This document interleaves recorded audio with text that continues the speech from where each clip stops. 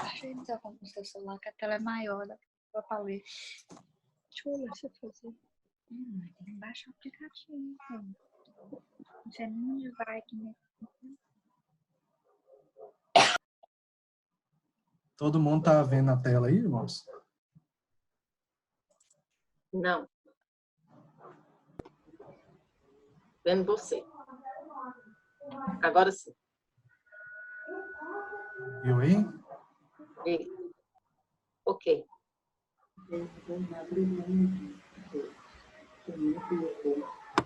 Espalha o WhatsApp.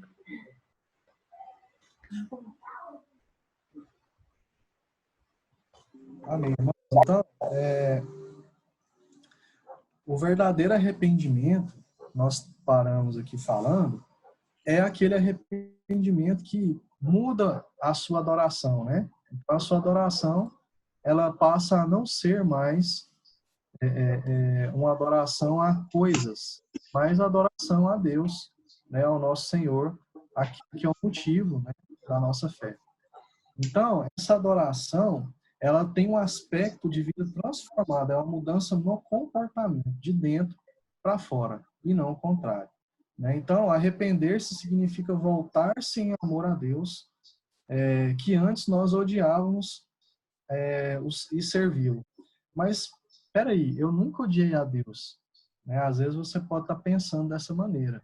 Mas, às vezes, as nossas atitudes, aquilo que nós fazemos, demonstra se a gente realmente adora a Deus ou não. Né? Então, se você não abandona o seu pecado, você não ama a Deus. É isso que a sua atitude está dizendo. Então, se você deixa de congregar, você também está falando que não quer, né, ter uma comunhão com Deus e com a sua igreja. Então, as nossas atitudes, elas demonstram quem nós realmente somos, né, se nós realmente adoramos a Deus ou não. Né? Então, o arrependimento é de fato uma mudança na nossa adoração. Então, a maneira que a gente adora, né, a gente passa então a demonstrar a quem nós servimos. As nossas igrejas, elas não devem pressionar as pessoas a tomar uma decisão apressada e refletida em favor de Jesus e depois oferecer garantias rápidas. Então, a gente falou um pouco sobre isso na aula passada em relação aos apelos, né? Então, às vezes, a gente quer forçar o emocional da pessoa sem que, de fato, ela entenda o que ela está fazendo ali. Né? Então, não são simplesmente palavras mágicas que vão trazer ela para o povo de Deus. Então, é algo de dentro para fora. Né? Então, não é simplesmente dizer, não, eu sou um pecador, né? E eu realmente entendo o meu pecado, se aquilo for apenas palavras. Né? Então, olha só algumas atitudes aqui de um falso convertido, para que a gente possa entender como é que funciona. Primeiro, aquela pessoa que se empolga com o céu, mas considera os cristãos e a igreja local uma chatice. É comum esse tipo de pessoa, né? Aquela pessoa que ela vai para o céu, mas ela não vai para a igreja, porque a igreja é chata. A igreja me condena. A igreja quer me corrigir, quer me controlar. Ah, o pastor é o pastor que quer intrometer na minha vida. Né? O irmão fica intrometendo na minha vida. Então, não tem como você estar de acordo com a palavra de Deus sem que você realmente faça parte de uma comunidade de fé. Porque isso é a igreja. É a maneira que Deus criou para que a gente possa desenvolver a nossa fé e a nossa salvação. Né?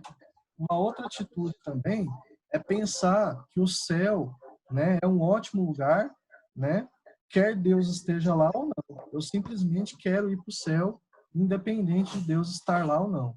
Então, a gente falou também na aula anterior que o céu, né, é presença de Deus.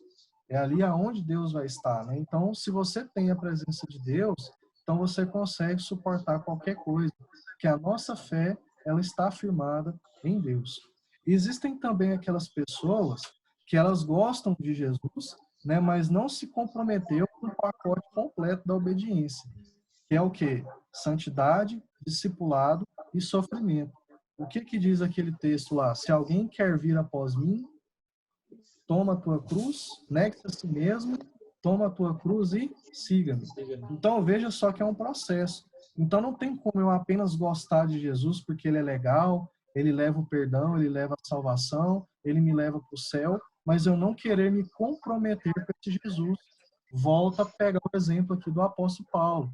Então ele teve uma mudança completa, né? O apóstolo Paulo, então, ele passa por uma transformação na sua vida, tem só não o seu nome mudado, mas também a sua atitude, né? Então o apóstolo Paulo, ele realmente tem uma mudança, né, no comportamento. A pessoa também que não sabe fazer a distinção entre obediência motivada por amor ou motivada por legalismo. O que é legalismo? Há mais ou menos uns 2 anos atrás, na congregação, eu falei um pouco sobre essa questão do legalismo, né? O que é aquela pessoa que vive motivada pela lei, né? Pelo fazer, porque está escrito lá, eu vou seguir, mas sem entender o que é isso, né? Então, o cristão que ele segue a lei sem chegar na graça, ele não consegue entender a diferença dessa obediência. Por que eu estou obedecendo a Deus? Eu estou obedecendo só porque Deus mandou, né? Mas não entende por que Deus falou aquilo, ou o motivo pelo qual Deus estabeleceu daquela maneira, né? Então, Deus, ele é muito zeloso, muito cuidadoso, né, com a questão da igreja. Então ele estabeleceu uma maneira para que ele fosse adorado. Então a gente não pode adorar a Deus de qualquer maneira, né? Uma outra atitude muito comum entre aquele falso convertido é que ele se incomoda mais com os pecados dos outros do que com os próprios pecados, né? Apontar o dedo, falar, olha, você fez isso errado, e muitas vezes você não olha para o seu eu, né? Não volta o olhar para dentro de si mesmo e se compromete em mudar esse pecado, né? A última atitude aqui sobre o falso convertido é que ele dá pouco valor à graça e muito valor à própria comodidade. É o que eu falei, você quer que Jesus te transforme, mas só naquela parte que te é interessante. Às vezes naquele seu quartinho escondido, naquele seu pecado que você tem ali de estimação, você não quer que Jesus mexa, né? Porque aquilo te dá um certo prazer, né? E você não quer mudar toda a sua vida, né? Aquela parte que você não quer mudar. Então é onde a gente consegue identificar que às vezes você não foi convertido realmente, totalmente.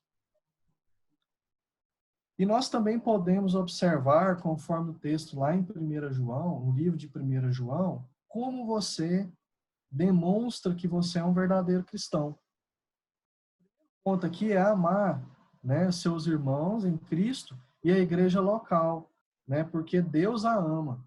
Deus ama a igreja, né, e ele morreu, né, por causa desse povo, né, que é a igreja de Deus. Então, um dos primeiros sintomas que a gente começa a se afastar de Deus é justamente deixar de congregar. A primeira coisa que você faz é parar de ir na igreja. Então, a gente começa a observar que você vai se afastando gradativamente de Deus. O desejo de ter comunhão com Deus não é apenas uma comodidade do céu. Ou seja, você está inserido numa comunidade não apenas porque você quer ir para o céu, mas porque você quer fazer parte desse povo aqui na terra. Então, a igreja militante, o pastor já falou isso dias atrás aí nas aulas sobre a questão do evangelismo. Então, a igreja militante é aquela igreja que já está trabalhando para Deus agora. Ela não está esperando ela ser a igreja triunfante, porque muitos membros dessa igreja militante não vai ser parte da igreja triunfante, né? Então, deseja ter comunhão com Deus, né? Entender também, irmãos, que seguir a Jesus significa discipulado, disciplina, né? Mudança de atitude, volta a frisar. Então, aqui você vai ser moldado por Deus. Então, por isso que a Bíblia fala que a gente tem que desenvolver a nossa salvação. Então, é algo que você vai trabalhando gradualmente. Então, o Rodrigo de hoje, ele tem que buscar ser melhor do que o Rodrigo de ontem, né? Então, a igreja de hoje, ela tem que buscar ser melhor do que a igreja de ontem. Então, o Espírito Santo, ele é o catalisador, ele é o responsável por tornar a igreja cada vez mais semelhante a Jesus, né? a gente obedece a Deus também por amor a Ele. E não porque eu vou para o inferno, mas porque eu amo a Deus. Porque aquilo que Ele fez por mim é muito mais do que eu poderia fazer por mim mesmo ou por qualquer pessoa. Né? Então eu respeito a Deus. Né? O amor a Deus, ele te torna um cristão verdadeiro. Tudo que você faz passa a ser movido por esse amor, ou deveria ser movido por esse amor. Amém? Nós também ansiamos confessar os nossos pecados e abandoná-los. Então, o fato de você se tornar um verdadeiro cristão não significa que você vai deixar de pecar, não por hora. Então, você vai sendo transformado até chegar o grande dia. Mas existe, né, uma maneira de você estar mudando esse pecado, né, mudando de atitude. Então, através da confissão dos pecados, o Espírito Santo, ele vai transformar a sua vida, você vai ter o seu pecado perdoado, então você vai passar a ter uma vida mais santa. Né? Lembrando que santidade, nesse contexto, quer dizer separação. O último ponto aqui do verdadeiro cristão é dar grande valor à graça e pouco aos seus próprios desejos. Nós já lemos o outro versículo que diz que o coração do homem é enganoso. Né? Então, o Provérbios fala isso. Então, a gente tem que entender que a graça de Deus é algo que nós devemos buscar constantemente. Então, diariamente, a gente tem que abandonar os nossos desejos e seguir a Jesus Cristo. Você pode observar aqui no texto em Mateus 16, 24, que eu já citei, que existe um processo aqui. Então, Jesus, ele diz, quem quiser vir após mim, ou seja, eu vou primeiro, eu já mostrei o caminho, eu já fiz como deve ser, né? Então você vai seguir esse mesmo caminho. Então qual é o caminho? Negar a si mesmo. É o primeiro ponto. Então, aquele cristão que não nega a sua vontade, que não nega os seus desejos, que não nega os seus sonhos pessoais, então ele não pode fazer parte com Cristo. Porque os sonhos de Deus são maiores que os nossos. Ele sabe o que é realmente bom para nós e para a sua igreja. Então, além de se negar, você também tem que tomar a sua cruz. Né? Então, cada um de nós tem uma cruz diferente. Né? Às vezes pode ser um relacionamento, às vezes pode ser sofrer pela igreja, ou você se tornar um missionário. Enfim, existem vários contextos que nós poderíamos utilizar aqui para mostrar o que é a cruz. Né? Negar a sua vontade, seguir a Deus, isso é difícil. É um texto pequeno, mas a gente pode perceber aqui que negar o homem, aonde o maior problema que nós temos é o quê? O nosso ego. A gente sempre busca fazer coisas que agradam a nós mesmos, que nos dão prazer. E muitas vezes seguir a Jesus não é prazeroso. Ser disciplinado não é prazeroso. Muitas vezes ir à igreja não é prazeroso. Às vezes você quer ficar em casa, não é? Agora eu queria falar também um pouco sobre a questão da fé. É um tema que está dentro aqui do capítulo do livro, não é redundante, então eu queria falar um pouco sobre o que a fé não é. Né? Então, ter fé não é aceitar uma fórmula verbal mágica. Né? Sem dúvida, é preciso ter fé para confessar com a boca, com a sua boca, que Jesus é Senhor, né? E que você creu nesse Jesus com o seu coração, que ele ressuscitou dos mortos, conforme o texto lá em Romanos 10, 9. Então, não se trata, contudo, de um encantamento mágico. Então, se essa fé, essa convicção, ela de fato não existir no seu coração, então, na verdade, irmãos, você apenas falou palavras ao vento. Né? Então, eu não estou aqui para questionar a salvação, eu estou aqui para questionar a conversão. Tá? Deus é poderoso para nos salvar. Mas será que nós temos um coração realmente rendido aos pés do Senhor, ao ponto de crer nele, que ele pode mudar a sua vida? Ter fé não é ser espiritual, ou pertencer a uma comunidade de fé, ou buscar uma direção espiritual. Talvez ela inclua essas coisas, eu creio que sim. Hoje em dia, porém, muitas pessoas se consideram espirituais ou afirmam estar numa jornada, mas ainda não têm conhecimento de Deus da maneira que ele revelou a Jesus Cristo. Então, nós temos que entender que a conversão, através dessa fé, ela tem um processo que deve ser tomado. Então, algumas pessoas demoram mais e outras demoram menos. Então, você ser uma pessoa religiosa não quer dizer que você tem fé em Deus. Nós vemos o exemplo de Saulo e também falamos aqui sobre os fariseus. Então, irmãos, às vezes as nossas atitudes, elas podem enganar muitas vezes aqueles que estão nos vendo, mas ela não engana a Deus. Então, a gente tem que ter cuidado com isso. Mas então, falando sobre a fé, o que ela é de verdade? Né? O que é ter fé? Né? Então, ter fé cristã é confiar de todo o coração que Deus cumprirá as suas promessas no Evangelho. Então, o livro de Hebreus, ele fala que a fé é a certeza nas coisas que não se veem. Então, é crer em algo. Então, essa fé cristã, por isso que eu quis usar esse termo, porque você pode ter fé em outras coisas, né? Você pode ter fé em ganhar na Mega Sena, por exemplo, mas a fé cristã, ela é uma fé que move você para próximo de Deus. Então, é confiar em Deus, é depositar tudo na sua vida em Deus, os seus bens, a sua família, os seus sonhos, né, o seu viver de uma maneira integral. Né? Então, os tessalonicenses, eles não assinaram um cartão, nem recitaram uma oração. Você não vê isso lá na palavra de Deus. Mas se você voltar lá no texto, você vai perceber que eles refletiram nessa palavra e essa palavra trouxe uma mudança de comportamento. Vou colocar aqui mais uma vez o texto, para que a gente possa, então, observar essa da conversão ali da igreja de Efésios, né? Vamos voltar aqui, só um momento. Já vou clicar aqui. Então, olha só o que ele está falando aqui, ó. No versículo 6. E fostes feitos nossos imitadores. Então, o que é um imitador? É uma pessoa que remenda, né, que reproduz a atitude de alguém. Eles estão reproduzindo a atitude de quem? De Jesus. Então, essas pessoas lá, a igreja de Tessalônica, elas começaram a esperar em Jesus Cristo. A gente percebe que a igreja o início, né, lá na igreja, lá em Atos, Tessalônica, Colossenses, a gente percebe que essas igrejas elas viviam como se Jesus fosse voltar a qualquer momento. Então a igreja contemporânea ela perdeu isso. Ela vive como se Jesus nunca fosse voltar. Então aí está a chave da questão. É você viver como se Jesus fosse voltar a qualquer momento, né?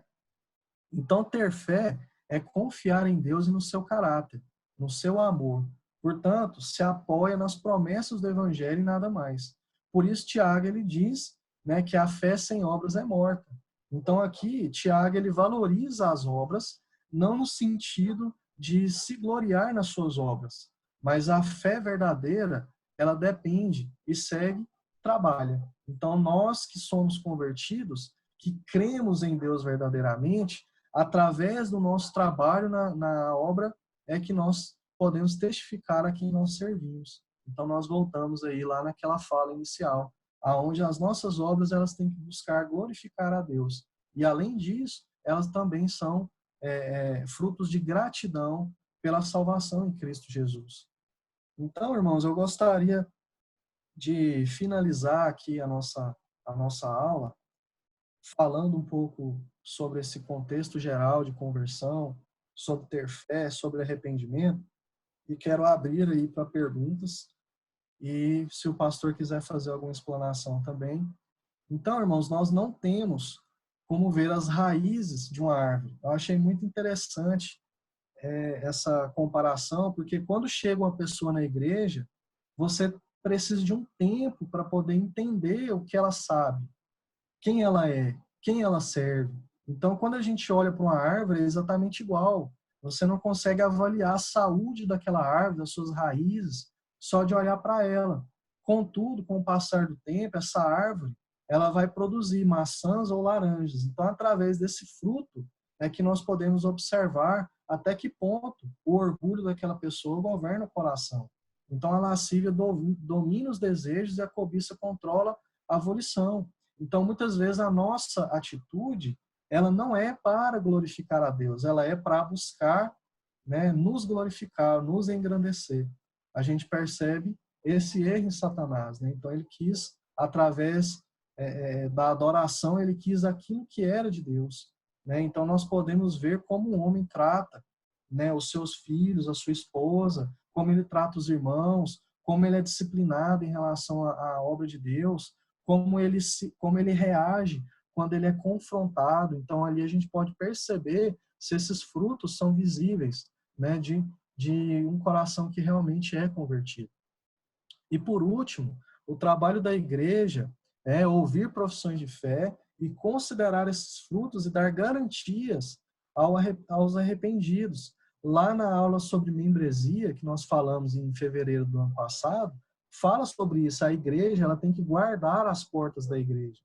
Ela não pode abrir a porta da igreja para qualquer pessoa, sem entender que ela realmente entendeu, né? Não estou dizendo aqui que a gente tem que fazer acepção de pessoas, mas a igreja ela tem que ser um canal para conduzir aquela pessoa a Cristo, né? Então a igreja, ela é uma comunidade de pecadores, mas ela é constituída por um tipo específico de pecadores, os arrependidos, os discípulos de Deus. Então é isso que Deus espera de nós.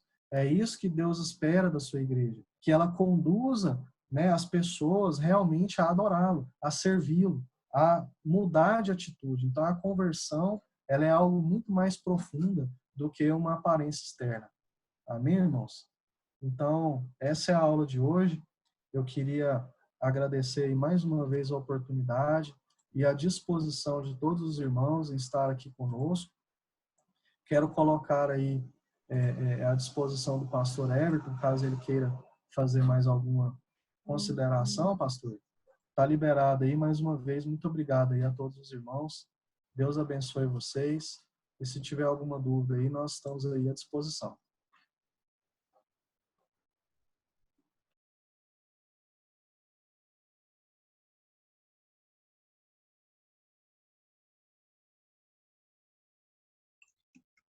Amém, irmãos? Pode, se você conseguir, pode destravar o áudio de vocês.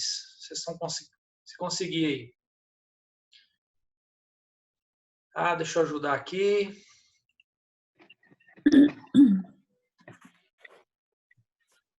Os irmãos conseguiram captar aí a aula do Rodrigo? Sim, conseguimos. Amém. Estou feliz de poder ver Eu os só queria irmãos. conseguir colocar no meu computador.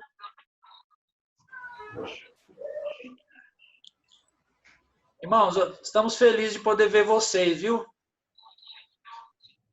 Nós temos aqui aproximadamente de 20 pessoas que estão participando da nossa escola.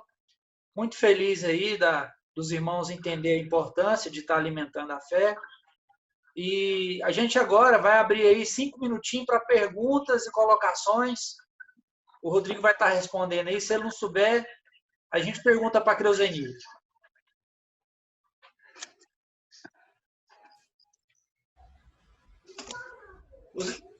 Os irmãos têm alguma pergunta no que foi falado aqui sobre a aula? Não, tranquilo. Amém. Eu também, tranquilo. Patrícia, tu tranquila aí?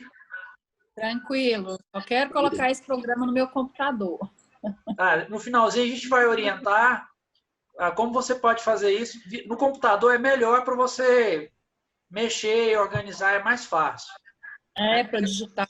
Isso, justamente. Mas, irmãos, da aula em si, ficou claro aí?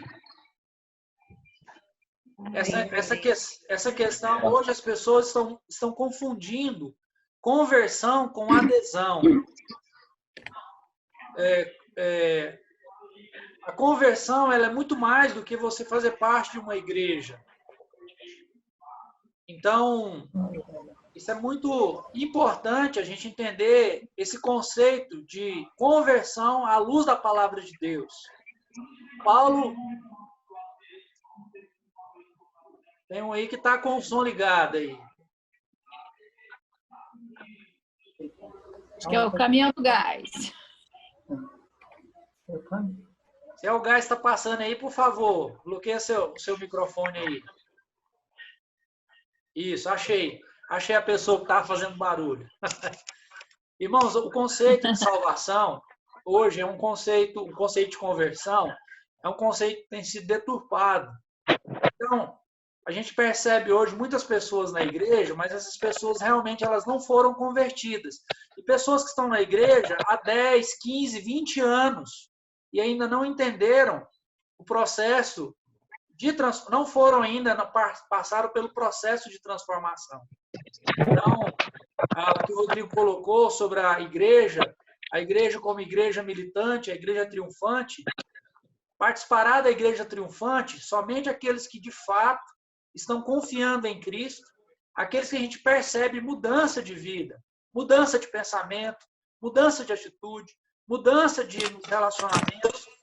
Então, tudo isso são frutos visíveis, que a gente percebe, frutos visíveis de genuína conversão. Esse assunto é um assunto muito importante, que nós devemos estar atentos sobre essa questão da conversão à luz da palavra de Deus.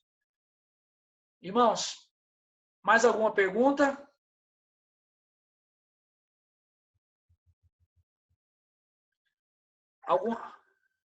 Alguma pergunta aí, meus irmãos? Se está tudo ok, dá um okzinho aí para mim. Ok?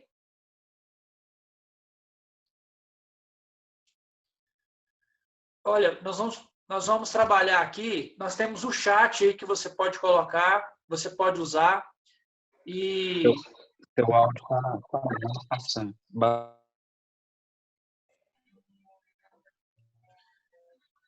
irmãos, estão todos aí?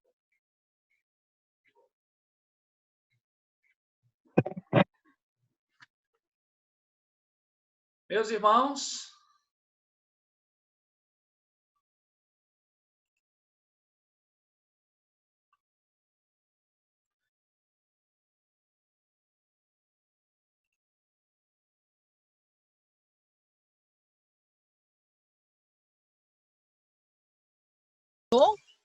porque alguns têm e outros não.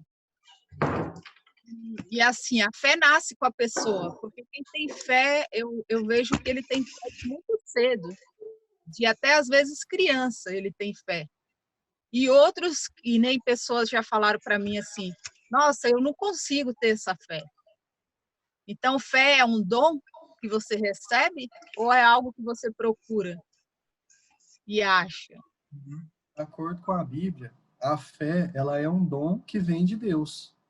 Mas a questão aqui da aula não é a fé em si, né? Aquele sentimento de crer é o negócio em que você crê, em que você tem fé.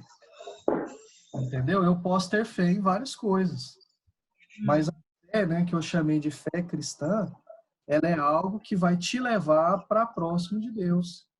Então, essa fé, né, o que é essa fé? Ou em que você crê? Né? Ao cerne da questão está justamente isso. Que leva para então, o que você crê? E, pastor, a Dora perguntou aqui sobre a fé, né? A fé cristã. O que é a fé? Né? Eu falei para ela que a fé, ela é um dom de Deus. Então, o ser humano, ele não tem capacidade nem de ter fé. Então, ele tem que buscar a Deus para que ele tenha essa fé. E é importante a gente entender que essa fé, ela tem que ser a fé no quê? No Senhor. Naquilo que ele fez, naquilo que ele faz e naquilo que ele fará. Amém? Amém. Muito bem. Amém. Isso mesmo. E a fé, a gente percebe que há vários tipos de fé. Há uma fé intelectual, que é a que nós mais vemos hoje. Essa fé é uma fé que apenas ela está na cabeça. É uma fé que todos sabem, todos conhecem, sabem quem é Jesus. É uma fé que o próprio diabo ele tem essa fé, uma fé de intelectual. Há uma fé também no sentido temporal, no sentido apenas de ter fé para a resolução de coisas temporais. Mas a fé principal, a fé fundamental, a fé básica do cristão é a confiança completa em Jesus Cristo. Confiar que Jesus vai levá-la para Deus, confiá-la que Jesus tem o controle da sua vida. Essa fé é uma fé plena, onde a sua vida, principalmente nesses momentos que a gente está vivendo, essa pessoa que crê em Jesus sabe que apesar de toda situação, ele está firmado em Cristo, ele está confiando em Cristo. Se ele morrer hoje, ele vai para o céu não por causa dele, mas por causa de Cristo. A sua vida, Jesus é a rocha que o sustenta, tanto aqui como na eternidade. Então, essa é a fé principal do cristão. Beleza? Ok. Mais Entendi. perguntas? Mais perguntas? Amém, irmãos? Tudo tranquilo? Tranquilo. Agora, deixa... Você tem mais alguma colocação, Rodrigo? Não, pastor, da minha parte está tranquilo. E na próxima aula a gente vai falar sobre discípulos, não decisões. Ótimo. Maravilha. Pessoal, o Rodrigo já disponibilizou aí no WhatsApp a aula que ele deu para você que tem curiosidade de poder estudar um pouco mais esse assunto, um assunto importante. Você que agora tem um tempo maior, aproveite, reveja a aula. Esse vídeo está sendo gravado também, a gente vai disponibilizar no YouTube. Então, a princípio, a gente vai tendo esses transtornos que a gente está aprendendo a utilizar o recurso, mas a tendência é a gente, com o tempo, melhorar mais aí a nossa comunicação através desses meios tecnológicos. Outra coisa que eu queria falar para os irmãos é uma campanha que a nossa denominação está fazendo, e eu peço que a gente possa envolver-se nessa campanha, que é uma campanha de jejum e oração, para que Deus tenha misericórdia do nosso país, para que o Senhor tenha misericórdia da igreja. E então, assim, a gente conclama os irmãos a participar dessa campanha. Tá? Eu vou mandar a foto aí do banner no grupo da igreja. A gente, pelo menos 3 vezes no dia, a gente está orando nesse sentido. Eu estou tentando abrir o banner aqui, mas ele não está abrindo. Eu vou mandar no grupo da igreja. Eu vou mandar no grupo da igreja. Abriu aqui. Deixa eu colocar para os irmãos. Só um instante.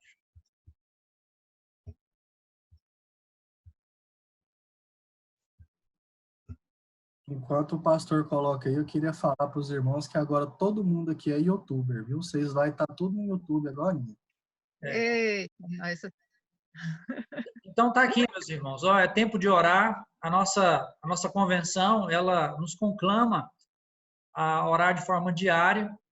Então, olha bem, nós temos aqui 3 períodos de oração, às 8 da manhã, às 14 e às 20 horas. A partir de hoje... Ok, já estou. A partir de hoje, quem não começou, vamos começar a partir das 14 horas, estar orando, clamando ao Senhor, e às 20 horas. Aí embaixo estão os motivos de oração, a gente vai estar passando depois para os irmãos. Tá bom? Eu quero finalizar esse momento, a gente vai orar. À tarde eu vou gravar uma mensagem, não vou entrar online, mas eu vou gravar essa mensagem e colocar para os irmãos à disposição, tanto no grupo da igreja como no YouTube. Tá? E aí, à medida que os irmãos tiverem alguma necessidade, alguma dificuldade, a gente vai se comunicando. Tá ok? Ok. Fala, Dora. A Dora está tão fechada, está tão reclusada que ela tem que falar, eu tenho que falar. Fala, Dora. Eu quero sair de casa. Oh, é difícil demais. Amém, irmãos.